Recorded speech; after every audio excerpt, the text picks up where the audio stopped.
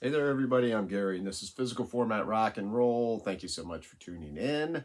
So, I wanted to jump on this thread for two reasons.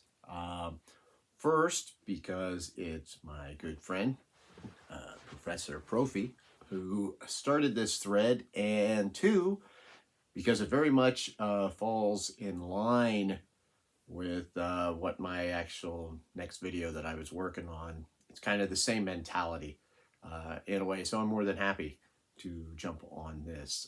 This was started by Chris Propfe, and it is called Vinyl Finds at Home, which the idea is to show between 3 and 5 albums that you either forgot you have, or you kind of go back and realize, man, I haven't listened to this album in forever, or maybe when you got, and when you get so many vinyl finds, sometimes you'll buy albums and then you realize you didn't even play them, and there they are. So anyway, that's kind of what this is, and I think it's a great idea.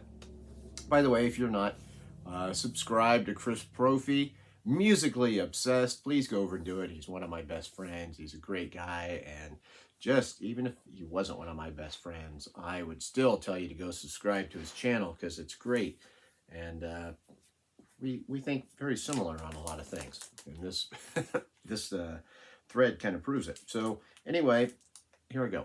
My first one is from 1980, and this is Mad Love by Linda Ronstadt. Now, the reason I'm putting this here is because I realized, I'm going through there, and it's like, I don't even know if after I got this, if I had listened to it all the way through. And so I went back, listened to it again. This is a great album. I really love it. It's her doing a little more on the new wave kind of side of things. Of course, Linda always did songs by other writers for the most part. This has like a couple of Elvis Costello songs on here that she does. The songs that you would know from here is, of course, How Do I Make You, which is a great song.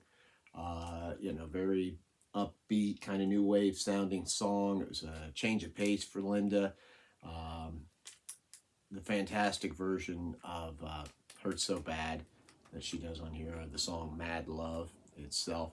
But this is a pretty good album. Just shows the versatility of Linda on that one. So that's a good one.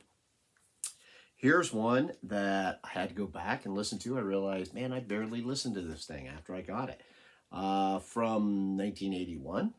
Yeah, Special Forces by Alice Cooper. Of course, this is during his famous or infamous blackout period where he did a few albums in a row, including like Zipper Catches Skin and Dada come after this, and he doesn't even really remember making these albums too much. This was like the last tour that he did off of this album until 1986 when he came back with Constrictor and the Nightmare Returns album. Of course, he had his demons during this time, and if you see any video of him during this time period, very frail, very hard to see. But this album itself, once again, tackles like kind of new wave style songs, very different for Alice, but it's a good listen. There are some really good songs on here, a couple throwaways, but there's some good music to be had. Alice Cooper, Special Forces. Here's one that I had bought quite a while back that I never even showed on my vinyl finds because I kind of, it got pushed aside and I forgot. About Face by David Gilmour. This is his 1984 solo album. Of course, legendary guitarist and singer from Pink Floyd. Now, if you are a fan of, like say, Momentary Lapse of Reason, this, of course, only came a few years before it. Has a somewhat similar sound to that album. Now, David Gilmour's solo albums to me are always hit and miss.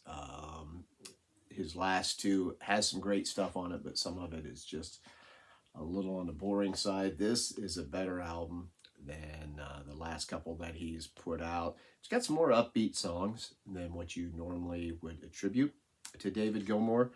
Definitely has some Pink Floyd sounding music on here. Some not so much, but you got some great guitar playing. About Face, David Gilmour.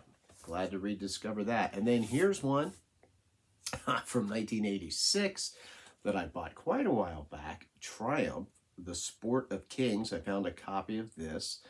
This is in great shape on MCA Records. And I realized, you know, as I'm going through, it's like I never even played this record, I don't think. I think I bought it and put it in with some others on my albums to listen to, but somehow it got bypassed and just put there with my other Triumph records. I know the song Somebody's Out There from this one. That's a good one, but the rest of the album, I'm not even really sure of. So thank you, Chris.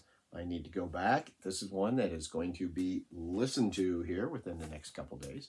So anyway, great thread by Chris Propfe. Make sure you check out his original video on it. And I'm sure that you guys have some stuff that definitely fit into this category. So thank you everybody for watching. I'm Gary. This is Physical Format Rock and Roll. Go subscribe Chris Propfe. Subscribe to me if you want. Until the next time, my friends, I will see you down the road.